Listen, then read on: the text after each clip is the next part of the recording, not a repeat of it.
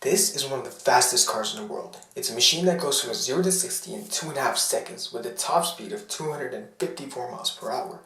That's really fast and an incredible feat to accomplish, which got me thinking, is it possible to create machines that go even faster? Maybe that could reach the speed of light? Well, let's try to figure that out.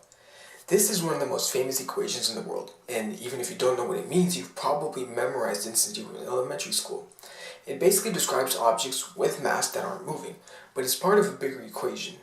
E squared equals mc squared plus p times c squared.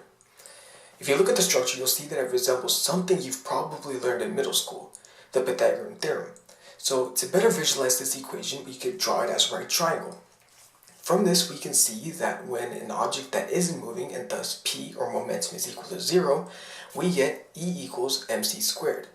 As such, if the object is massless, like light, then we get E equals p times c. This is important because it tells us that the energy of a massless particle is equal to its momentum up to the factor of the speed of light. An object's velocity is equal to the speed of light times the ratio of the object's momentum to energy.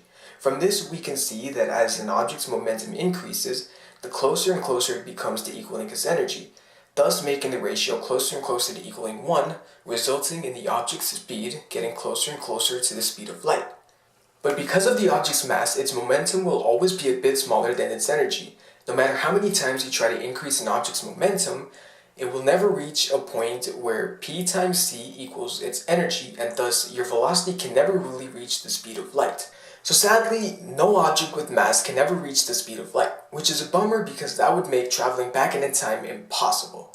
But that's a whole other topic for a whole other video. Well, I hope you learned something from this, and thanks for watching.